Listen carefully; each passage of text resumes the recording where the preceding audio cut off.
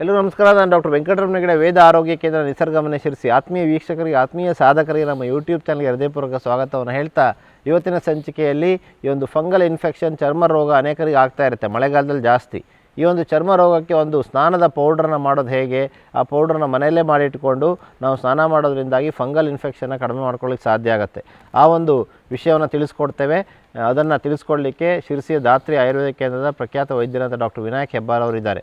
ಅದಕ್ಕೂ ಪೂರ್ವದಲ್ಲಿ ಡಿಸ್ಕ್ರಿಪ್ಷನ್ ಬಾಕ್ಸಲ್ಲಿ doctor Hegde's health tips WhatsApp ಗ್ರೂಪಿನ ಲಿಂಕ್ ಇದೆ. ಆ ಲಿಂಕನ್ನು ಕ್ಲಿಕ್ ಮಾಡಿ ನಮ್ಮ ಗ್ರೂಪನ್ನು ಜಾಯ್ನ್ ಆಗಿ ಡೈಲಿ ನಾವು ನಿಮಗೆ ಹೆಲ್ತ್ ಟಿಪ್ಸನ್ನು ಕಳಿಸ್ಲಿಕ್ಕೆ ಸಾಧ್ಯ ಆಗುತ್ತೆ. ಅಡ್ಮಿನ್ ನಂಬರ್ನ ಸೇವ್ ಮಾಡ್ಕೊಳ್ಳಿ. ಅಷ್ಟೇ ಅಲ್ಲ ಆತ್ಮೀಯರೇ, ಈಗ ನಾವು ಕೇಳಲಿಕ್ಕಿದ್ದೇವೆ ಡಾಕ್ಟರ್ ವಿನಾಯಕ್ ಹೆಬ್ಬಾರ್ ಅವರಿಂದ ಈ ವಿಶೇಷವಾದ ಮಾಹಿತಿಯನ್ನು. ನಮಸ್ಕಾರ. ಮಳೆಗಾಲದಲ್ಲಿ ಚರ್ಮ ಸಮಸ್ಯೆಗಳು ತುಂಬ ಜನರನ್ನು ಕಾಡ್ತವೆ. ವಿಶೇಷವಾಗಿ ಚರ್ಮ ಸಮಸ್ಯೆ ಆಲ್ರೆಡಿ ಇದ್ದರೆ, ಅಂದರೆ ಫಂಗಲ್ ಇನ್ಫೆಕ್ಷನ್ ಸಮಸ್ಯೆಗಳಿದ್ದರೆ ಅದು ಇನ್ನೂ ಹೆಚ್ಚಾಗ್ತವೆ.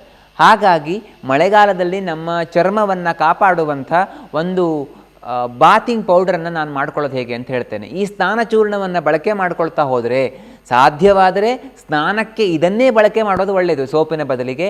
ಈ ರೀತಿ ಮಾಡ್ಕೊಳ್ತಾ ಹೋದರೆ ಆವಾಗ ಅದು ಚರ್ಮಕ್ಕೆ ತುಂಬ ಅನುಕೂಲ ಆಗುತ್ತೆ. ನಿಜ ಹೇಳಬೇಕು ಅಂದರೆ, ನಾವು ಎಷ್ಟು ಆಯುರ್ವೇದಿಕ್ ಸೋಪ್ ಅಂತ ಹೇಳಿದರೂ ಕೂಡ ಕೆಲವು ಕೆಮಿಕಲ್ಗಳನ್ನು ಅನಿವಾರ್ಯವಾಗಿ ಬಳಕೆ ಮಾಡಬೇಕಾಗತ್ತೆ ಅವರಿಗೆ. ಹಾಗಾಗಿ ನಾವು ನಿಜವಾಗಿ ಆಯುರ್ವೇದಿಕ್ ಅಂತಂದರೆ ಈ ಸ್ನಾನ ಚೂರ್ಣಗಳು, ಇವುಗಳನ್ನು ಬಳಕೆ ಮಾಡಿ ಸ್ನಾನ ಮಾಡಿದ್ರೆ ತುಂಬ ಅನುಕೂಲ ಆಗುತ್ತೆ.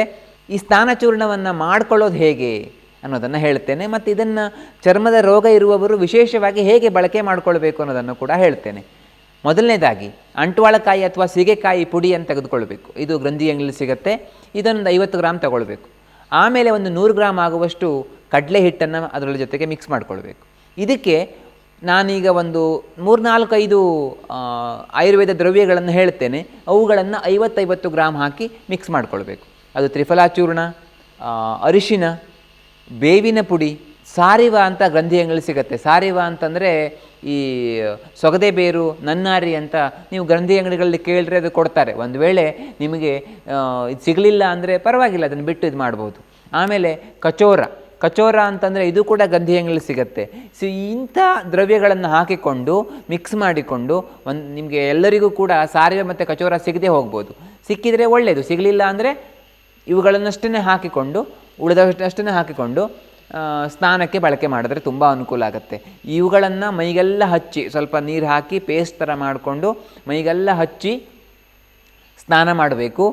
ಯಾರಿಗೆ ಚರ್ಮ ಸಮಸ್ಯೆ ಇದೆಯಲ್ಲ ಅಂಥವರು ಇದೊಂದು ಚೆನ್ನಾಗಿ ಪೇಸ್ಟ್ ಮಾಡಿಕೊಂಡು, ಒಂದು ವೇಳೆ ಸರಿಯಾಗಿ ಪೇಸ್ಟ್ ಆಗ್ತಾ ಇಲ್ಲ ಅಂತಾದರೆ ಇನ್ನೂ ಸ್ವಲ್ಪ ಕಡಲೆ ಹಿಟ್ಟು ಹಾಕಿದರೆ ಇನ್ನೂ ಅದು ಸಾಫ್ಟ್ ಅಥವಾ ಪೇಸ್ಟ್ ಥರ ಆಗುತ್ತೆ. ಆ ಥರ ಪೇಸ್ಟ್ ಮಾಡಿಕೊಂಡು ಅದನ್ನು ಎಲ್ಲೆಲ್ಲಿ ಚರ್ಮದ ಸಮಸ್ಯೆಗಳಿದೆಯಲ್ಲ ಅಲ್ಲಲ್ಲಿ ಅಪ್ಲೈ ಮಾಡಿ ಒಂದು 10 ನಿಮಿಷ ಬಿಟ್ಟು ಸ್ನಾನ ಮಾಡೋದು ಒಳ್ಳೆಯದು. ಈ ರೀತಿ ಮಾಡೋದ್ರಿಂದ ಚರ್ಮದ ಆರೋಗ್ಯವನ್ನು ಕಾಪಾಡಿಕೊಳ್ಬೋದು. ನಿಜವಾಗಿ ನಮ್ಮ ಚರ್ಮದ ಆರೋಗ್ಯವನ್ನು ಹೆಚ್ಚು ಮಾಡುವಂಥ ಆಯುರ್ವೇದಿಕ್ ವಿಧಾನ ಅಂದರೆ ಈ ಸ್ನಾನ ಚೂರ್ಣವನ್ನು ಬಳಕೆ ಮಾಡೋದು. ನೀವು ಇದನ್ನು ಬಳಕೆ ಮಾಡಿ ನೋಡಿದರೆ ಗೊತ್ತಾಗುತ್ತೆ ಎಷ್ಟು ಆರೋಗ್ಯಕ್ಕೆ ಅನುಕೂಲ ಆಗುತ್ತೆ, ಚರ್ಮದ ವಿಷಯದಲ್ಲಿ ಎಷ್ಟು ಅನುಕೂಲ ಆಗುತ್ತೆ ಅಂತ. ಈ ರೀತಿ ಯೂಸ್ ಮಾಡಿಕೊಂಡು ನಮ್ಮ ಆರೋಗ್ಯವನ್ನು ಹೆಚ್ಚು ಮಾಡಿಕೊಳ್ಳೋಣ. ಇದೇ ರೀತಿ ಬೇರೆ ಬೇರೆ ವಿಧಾನಗಳನ್ನು ಹೇಳ್ಕೊಡ್ತಾ ಹೋಗ್ತೇನೆ.